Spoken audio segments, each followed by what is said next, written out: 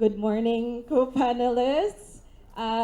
What a wonderful time it is to be here today with these three wonderful gentlemen,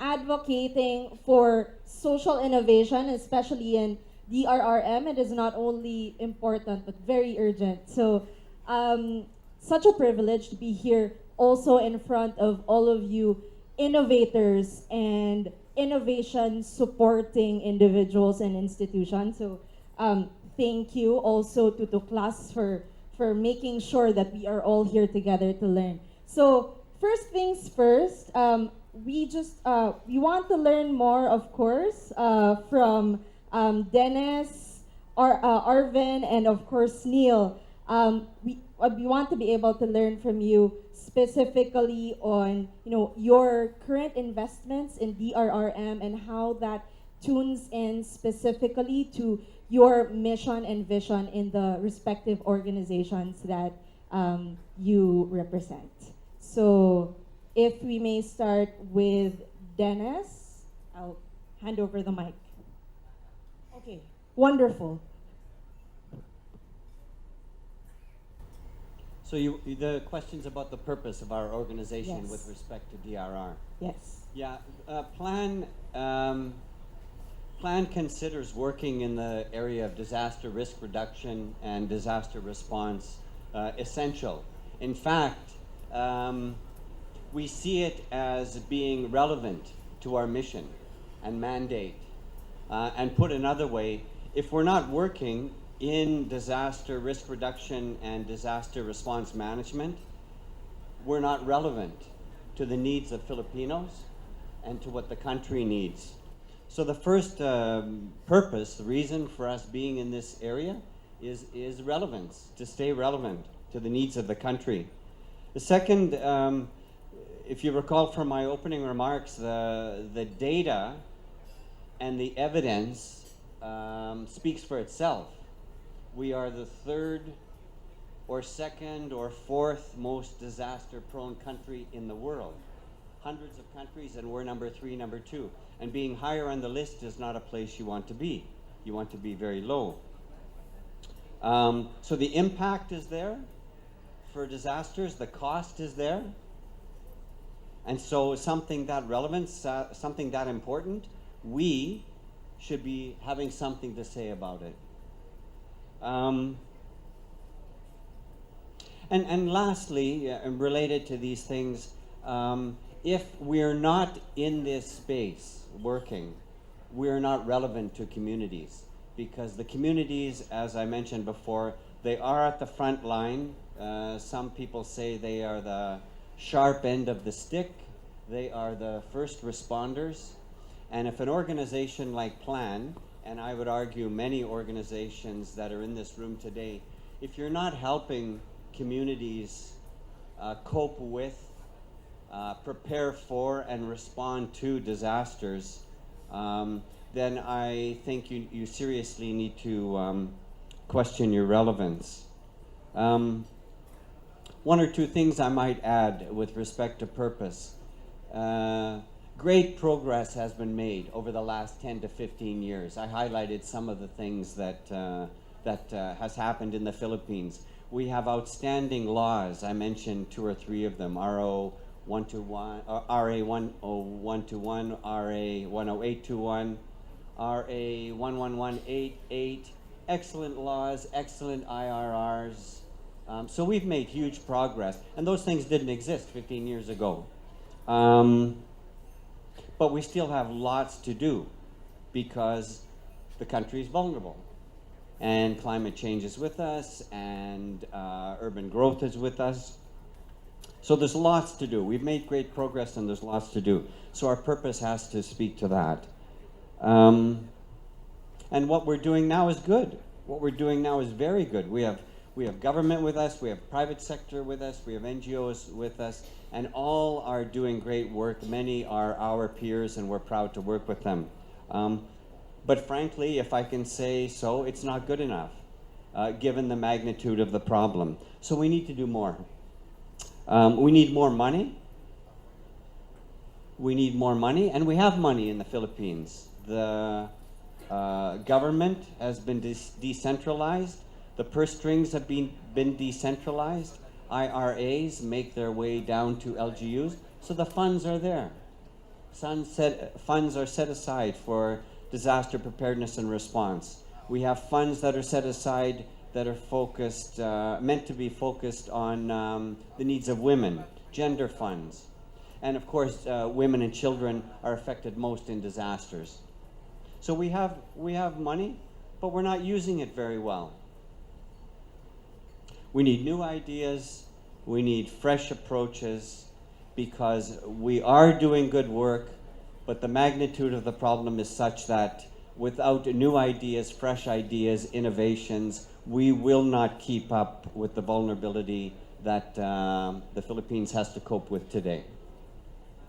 Thank you so much, Dennis. It was very interesting to note the milestones so far that you mentioned about institutionalization of change through the policies. Now that there's money, the challenge of injecting innovation there. And speaking of partnerships, we have Arvin here who represents private sector and the promising initiatives that you have done in PDRF. So we want to learn more, Arvin. Okay. When we talk about disasters, we often think that it's the community, it's the government's job, but we almost always forgot that the businesses, the private sector, is also affected by these disasters. And it's only fitting that the private sector gets to be involved in disaster management, in leveraging their innovations for their own operations towards using it for disaster management, for risk reduction.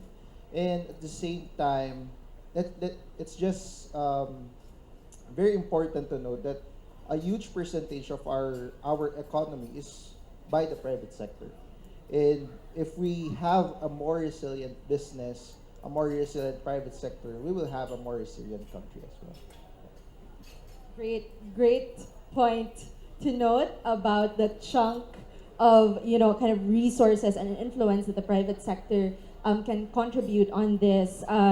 And perhaps on a global perspective, Neil, we'd appreciate kind of your insight on what you are doing in the START network and pushing DRRM forward. Yeah, thank you. Just for those of you who don't know the START network, it's a global network of organizations that are involved in the humanitarian sector. And the reason why the START network exists really is to try to change the humanitarian sector. So as Dennis has mentioned, globally we see the same pattern, right? So there's the resources that are available to be dedicated to humanitarian response and resilience building is not really growing. In fact, potentially it's shrinking. But the amount of risk, the amount of vulnerability, and the amount of impact we're seeing from crises globally is increasing. And so we see this persistent gap between the amount of response and response capacity and the amount of need that exists in the humanitarian sector. And so the purpose of the START network is really to try and address that gap. And it's clear that in order to address that gap, to do more with less effectively, we can't just keep doing things in the same way that we've traditionally done them in the past. That's just not going to work. And so we need, in order to do things differently, we need to find different ways of doing things. And that's really what lies behind the START network. So we've, a number of different ways of doing that. But in the area of resilience, I think one of the things that we've recognized is that traditionally the humanitarian sector has been quite heavily centralized, right? So we're coming from a place over the last 20 years where we've had a very centralized system and it hasn't really been able to capitalize on all of the resources and capabilities that exist within affected communities. And I think one of the things START Network has been trying to do through the Tuklas lab and through a number of other labs that exist around the world is to understand how do we really tap into that capability, because that's an enormous resource, and if we can figure out how to build on that resource, then you can really boost your ability and capacity as a system on the whole. So the Tuklas is one of 4 labs at the moment that START Network is supporting, and I think you look at some of these really exciting initiatives that Tuklas has been able to support, and then we look around the labs in other countries, in Kenya, in Jordan, in Bangladesh, and these kind of initiatives are multiplied, right? There's loads of them. There's over 100 across all of these labs that are really working and thriving. And when we start to look at the cumulative impact of all of those initiatives, it's really exciting. So rather than thinking about these big centralized systems that the humanitarian system has typically been, what we're trying to do is look at how do you bring together and support the cumulative impact of all of these smaller initiatives. And you know, it's really exciting to see those initiatives coming to fruition.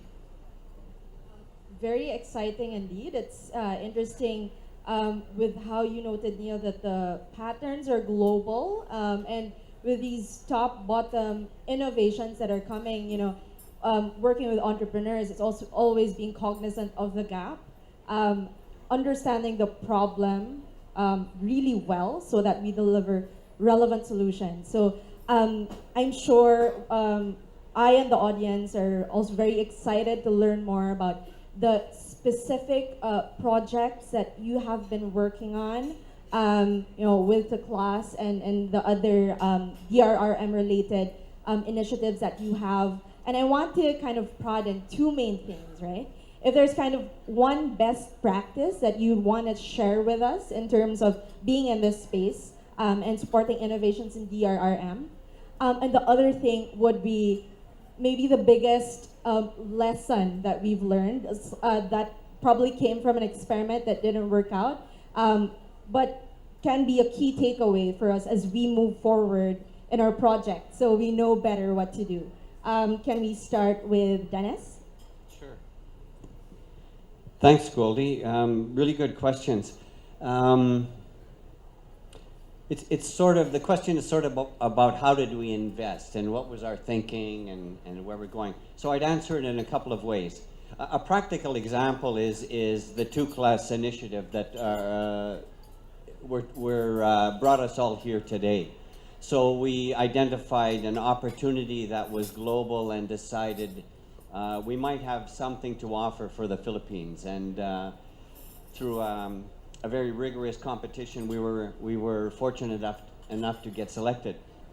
But parallel to that, what we've tried to do in Plan is to try and change an internal culture, because to our thinking, innovation is about having a healthy dissatisfaction with the status quo and asking ourselves, you know, we can be better, we can improve. We can do things differently and much better and affect more people and support more people. So we take specific projects or specific opportunities like two-class, and then we try and marry it with changing internal organizational culture. And I have to say, in changing internal organizational culture is not easy at all. That's probably an understatement. So a healthy dissatisfaction with the status quo, curiosity, wanting to do better, wanting to do more, that will take us far, and that's what we've tried to do in Plan. The other thing to bear in mind is that I remember a smart person told me a long time ago that what made you successful in the past will not necessarily guarantee that you will be successful in the future. So we like to think and Plan we're successful. We've been around for 60-something years or much longer. 1961, I think, in the Philippines. So we know what we're doing and we're good at it. And I think that's a dangerous mindset to be in. And so I continue to tell our staff, what made us successful in the past, there's no guarantee that you're going to be there and you're going to be successful in future. So internal culture is absolutely critical, and then finding those particular opportunities like Neil described, the two-class initiative. Well, it wasn't two-class when START announced it, but providing opportunities to develop innovation labs and asking ourselves, do we have something to offer? Can we compete for that? One of the things that we're committed to doing now, we're celebrating the end of two-class as a project. I mentioned 13 months ago, colleagues like Butch and Arwin and Jay Fajardo and Director Susanna came together and helped us identify projects. 13 months later, we're celebrating 8 of those people. In some respects, it's the end.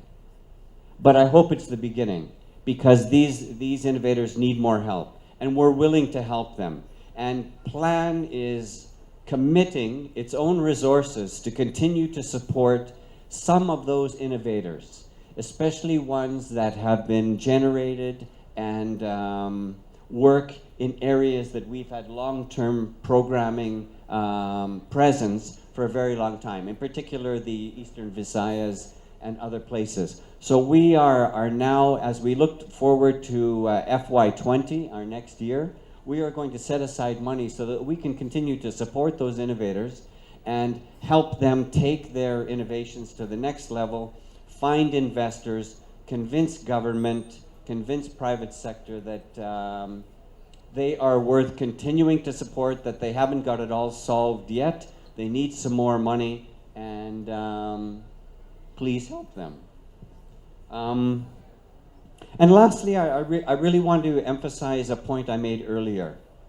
There is money in the Philippines. The Philippines is a country that works. We should be proud. We can, if we want to sit around and talk about problems, we can. There's no end of problems. But in general, the Philippines is a country that works. We have a government, we have a bureaucracy, we have talented people, we have creative people, we have outstanding universities. This is a country that works. Fiscal space exists. Money is in the budget. It is making its way to the LGU. But is it really being used? Does the LGUs really know how to use it? The Disaster Preparedness Fund, the 5% or so of IRA, how much of it is really used? In our experience, not enough.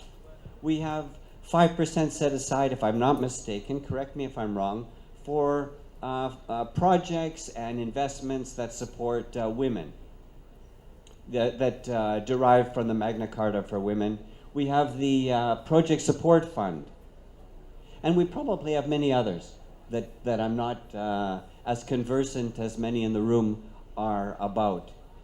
We need to work together with LGUs to help unlock those funds, because they are substantial. And if we can unlock those funds and find useful, efficient ways to help our communities prepare for disasters using those funds, just think of the great work we can do. Just think of the great work we can do.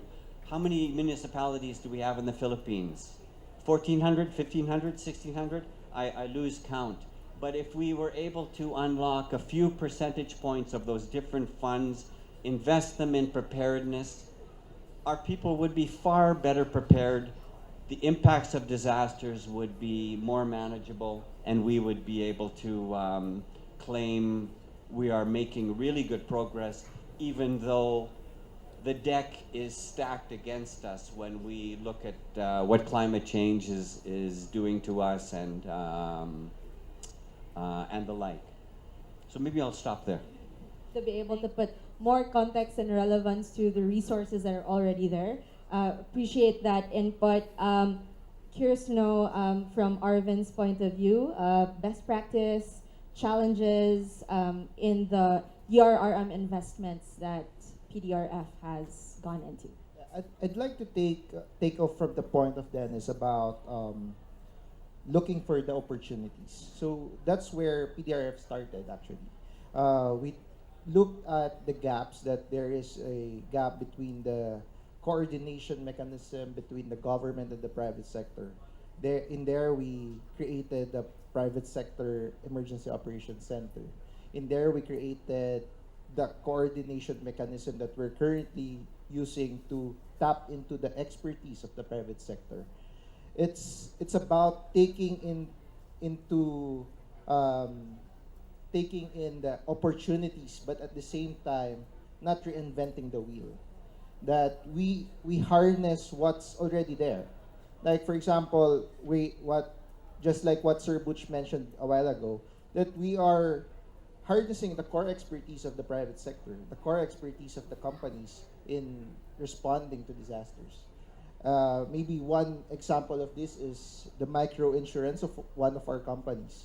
It's not really a technological tool, but it's a risk transfer facility, and it makes people more resilient. At the same time, part of one of the innovations of PDRF is coming up with a business continuity planning for small businesses. In this, it's really great to well, it's sort of factor that there are a lot of small businesses in the country.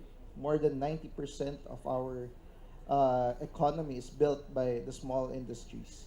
But these industries don't have continuity plans. These industries don't know what would they do when a disaster struck.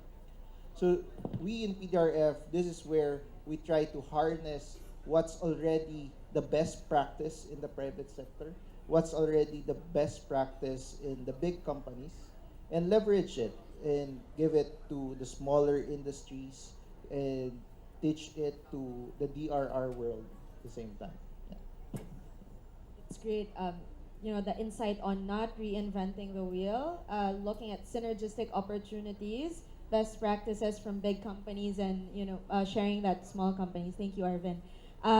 And turning it over to Neil. Neil, curious to know, in the START Network, what best practices have you seen, challenges, lessons learned that we can all learn from today? Yeah, thanks. So, I mean, actually, it's been is that working? Yeah. It's been quite a privilege sitting in this program because of the ability to kind of look across all of these different labs who are all grappling with similar problems, and to kind of see what emerges from that and see what turns out to be successful in some cases.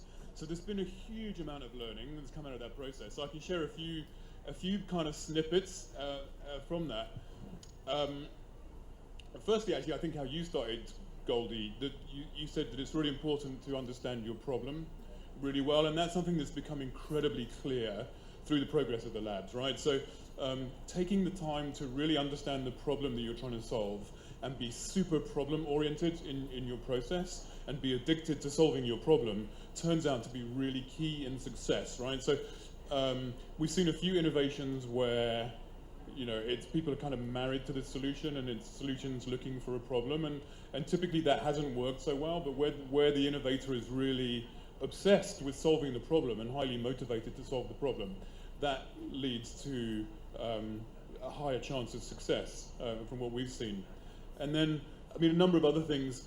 So mindset is clearly really important, right, in terms of how you approach innovation. That seems to have been a consistent factor across some of the successful innovations we've seen, and particularly the mindset that is really, really open to accepting feedback and incorporating feedback into what you're doing. So if we across the project, we monitor the amount of pivots or changes that innovators make in their project as they go through their project development cycle.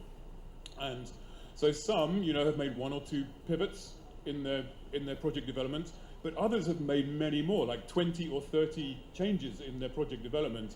And there's a very clear correlation between the number of pivots that people have made and the relative success of their innovations. And it's a very clear correlation, right? So there's just a lesson there in this, the ability to be open to feedback and to change what you're working on seems to be really important. And it's sort of counter sometimes to our human nature of, we get sort of invested in the thing we're working on, and the ability not to be so invested in our solution and to be able to reflect and change seems very important. And even for the labs themselves, that ability to be reflective and to be self-critical on a regular basis and be willing to change also seems to be super important. I love the sentiment on making sure that we invest in a culture of openness, receptiveness to feedback, right? And this is what we do with our innovators and the projects that we kind of support. Curious to know, since you all represent organizations that have made substantial investments, right? And not just in resources, but in energies, right? For DRRM innovations.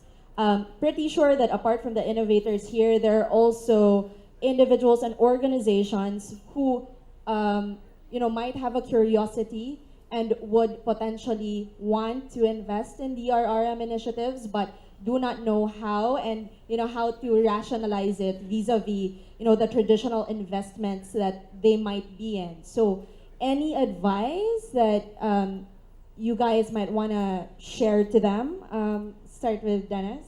Yeah. Thank you. Great question. And if I can, I want to be a bit provocative in my answer. I'm going to speak to LGUs. Are there any LGUs in the room? Don't be afraid.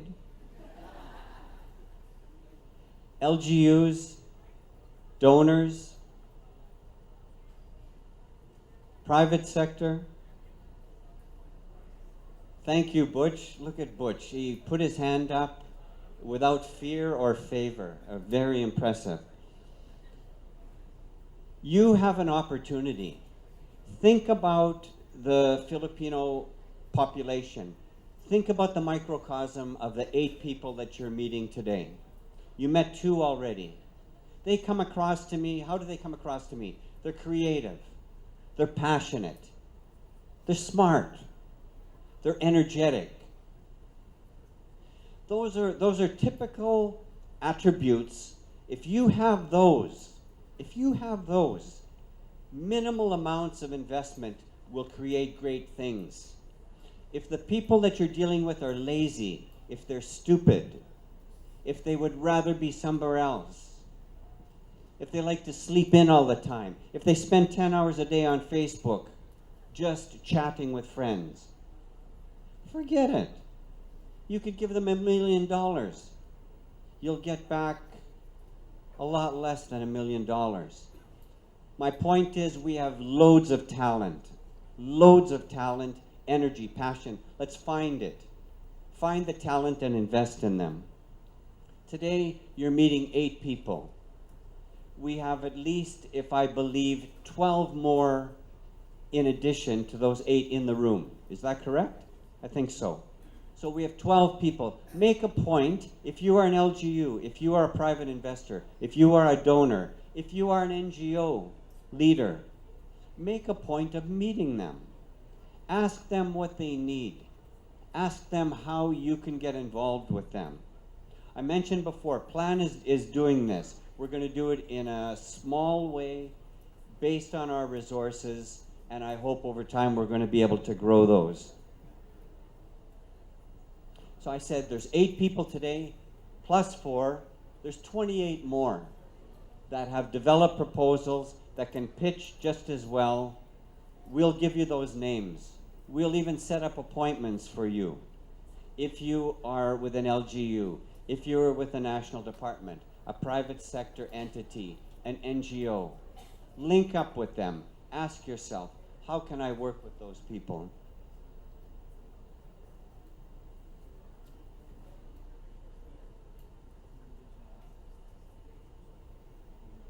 I cannot read my writing. A hazard of the job.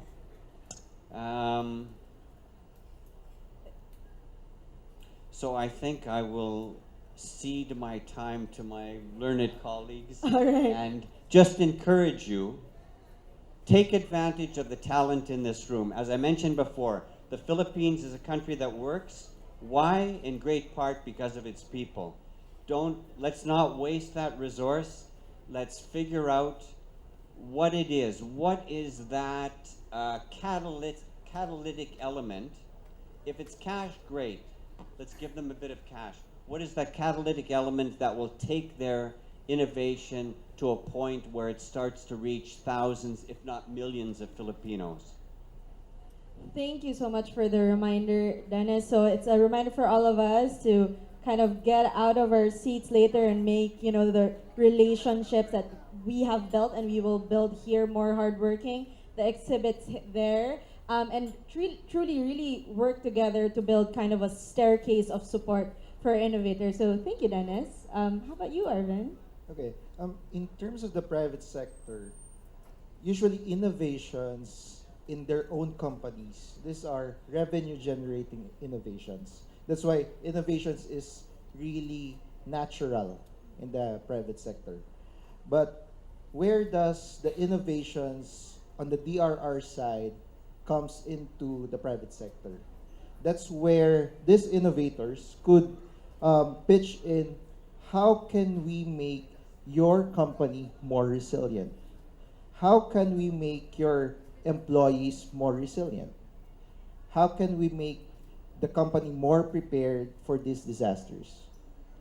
If these innovators would be able to answer those, companies would see the value in it.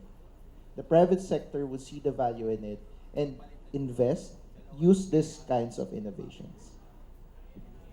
Thank you, Arvin, for reminding me that I need to have our innovators and our social impact accelerator work with you so that they actually have continuity plans, not just for going concern of business, but also for DRRM. So thank you. That's a great reminder for innovators here and other institutions who really put DRRM at the core of what they do. Over to Neil for kind of message for potential investors in DRRM. Yeah, I think one of the things that really has stood out for us, again, sort of looking across the portfolio of different projects that have come up through the different labs and seeing the huge diversity of solutions that innovators have come up with, is realizing that resilience, there is a very strong and very local component to resilience, right? So if you move from one village to another village, resilience looks really different from one context to another context. And so in order to invest in resilience, I think you need to be building that on local experience, and you need to be able to connect with local initiatives. And so I think that challenges us as investors, whatever investors means in that context, because I mean, typically, sort of globally, we're looking for polished and finished and scalable products that can, move from one geography to another geography and have impact at a national level or even a global level. And I think that model gets really challenged when we think about resilience, because resilience is so local. And if we really want to invest in resilience, then I think building on these types of initiative that Tuklas has been supporting is a really great way of doing that. But you need to be willing to engage now with something that maybe doesn't look like what you expected it to look, right? And we talked earlier about how understanding the problem is really critical. Well, if you take time to understand the problem, and if you build that on local experience of the problem, the solution's probably not going to look like something you're familiar with. It's going to look different. And so the importance is to have an open mind and be prepared to invest in stuff that doesn't look like stuff you've invested in before, but really be willing to connect with that local level of expertise. I really love what kind of Neil pointed out, right? We might be representing and mobilizing substantial resources, but even when you represent a small business or a big business, empathy is still very important, Before we get to scale, we have to understand local context. I really appreciate that. My last question to the panel, we've addressed kind of what our initiatives are, what the highlights have been, the best practices, the substantial lessons we've learned, messages to potential investors, and kind of a parting message to our existing innovators and our explorers, right? Who share the sentiment on the importance and urgency of being in the DRRM space. I'd like to ask each one of you what your message for these innovators will be. Dennis? Thank you. I'll make 2 points. I might have emphasized a little bit too much money. Money doesn't solve everything. There are people in this room that have really, really good expertise that can help an innovator. So for example, just the things that come off the top of my head. I know that PDRF has an excellent, very simple methodology that can help a small enterprise develop a business continuity plan. If every small enterprise has a business continuity plan, it will enhance the resilience that Neil mentioned a moment ago. With increased resilience, people are going to be able to cope with a disaster and bounce back very quickly. So reach out to PDRF, reach out to other organizations, even ask them. Just ask organizations, how do you handle business continuity? And you just might find that you have a ready-made, simple approach that can be applied to the dozens or hundreds of clients that you have. Make them a little bit more resilient, and that in turn is going to make them being better able to cope with disaster. Imagine if you could do that 1 million times or 2 million times, the overall effect on the Philippines. Second, again on resilience.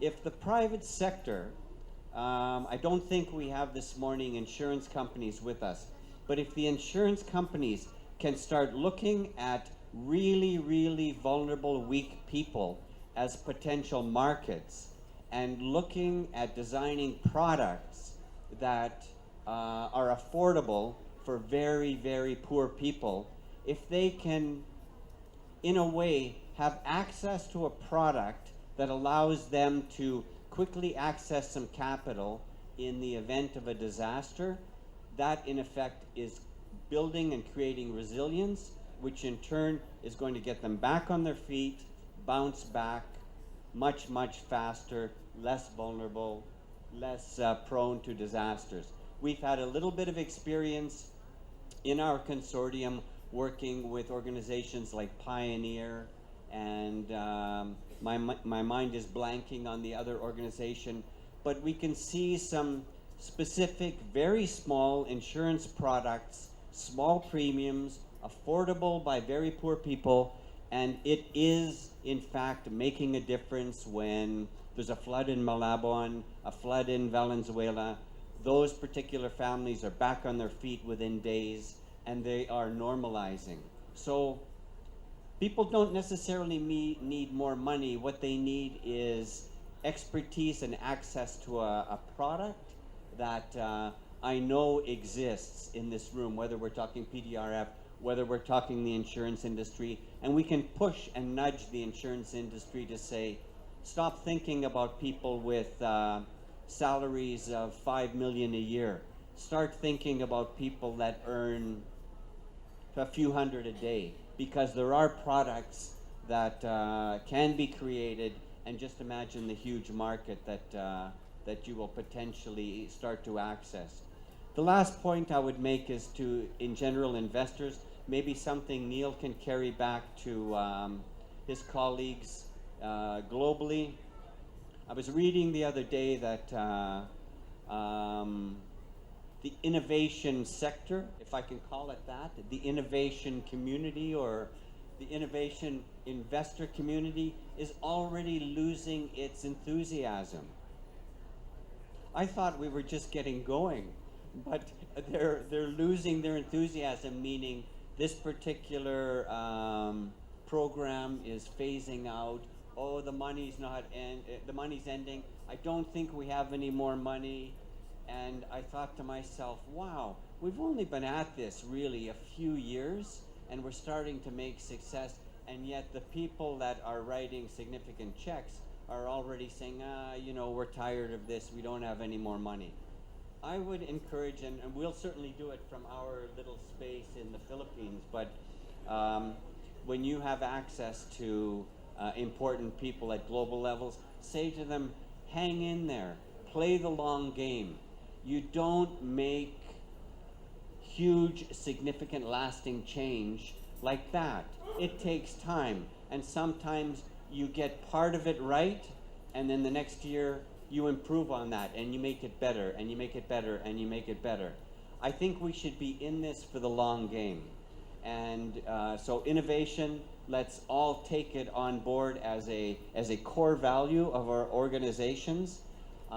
Keep preaching, keep emphasizing that with the people that do have purse strings. And the moment we hear somebody say, well, there's too many priorities and I have to send all my money to Jordan or I have to send it to CIR, just say, wait a minute. if we do that, all of that investment you've made so far, you're basically writing it off. And I think that would be just a huge tragedy for the people that need it, and just being unable to build on the good progress that we've started already. Take the long game. Thank you so much, Dennis. A reminder to all of us to invest in patient adventure capital. Arvin? Actually, I think there is someone here from Cebuana Lolier. They have actually started that already. Those micro insurances that are so affordable.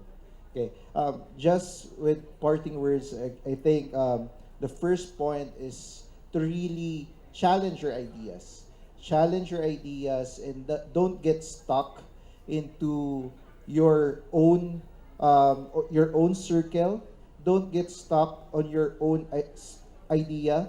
Don't get stuck on your own field. Don't get stuck in the field of DRR. Challenge your idea on how can this be implemented in the energy sector? How can this be implemented in the oil industry? These are our innovations can be implemented not just for DRR, not just for emergencies, but for other industries as well. And lastly is to collaborate. It doesn't stop us if we talk to people, learn from other people, and really pick their brains, pick their expertise, and incorporate it in our innovations. Thank you, Arvin. And for Neil? Yeah, a couple of things. I think Arvin's point is really, really important. The notion of collaboration and just always having the mindset of seeking out feedback and being willing to change is super important.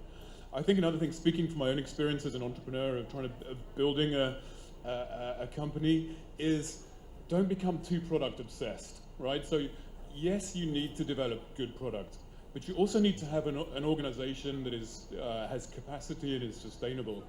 And if you sort of overlook that and you focus everything on your product, then you might overlook some really important things about building a sustainable organization and thinking through what's your business model as an organization, what's your business plan as an organization, and that's really important. And sometimes I think as innovators we become so obsessed with the product, and the product is everything, and we invest everything in the product, that we forget about building that platform that we need. And if you want to get investors on board or people that will partner with you, they're also looking for capability, right? So they want confidence. You need to give them confidence that this is a good place to invest the money. And I think therefore investing some of your attention in your own organization and your own capability actually is really important.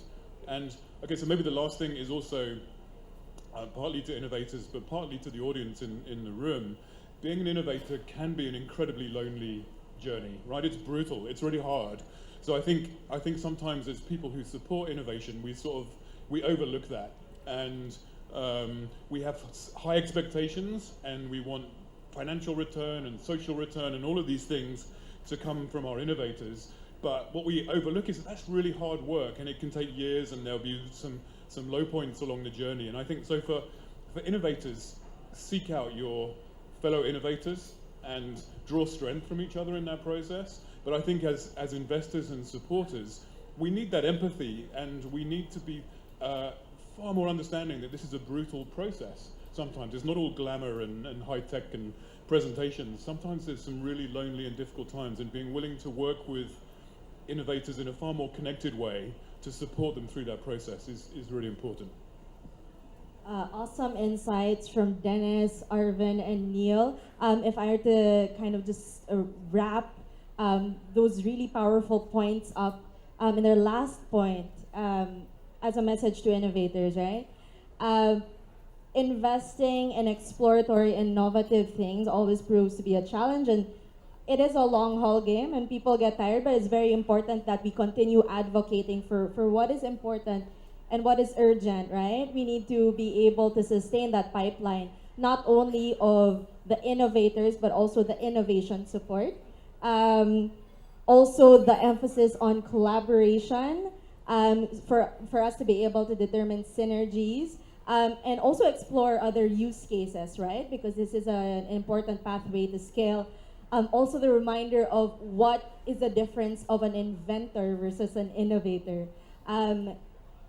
Perhaps beyond building product, also bearing in mind what problem we're trying to solve and thinking about sustainable ways to deliver that solution.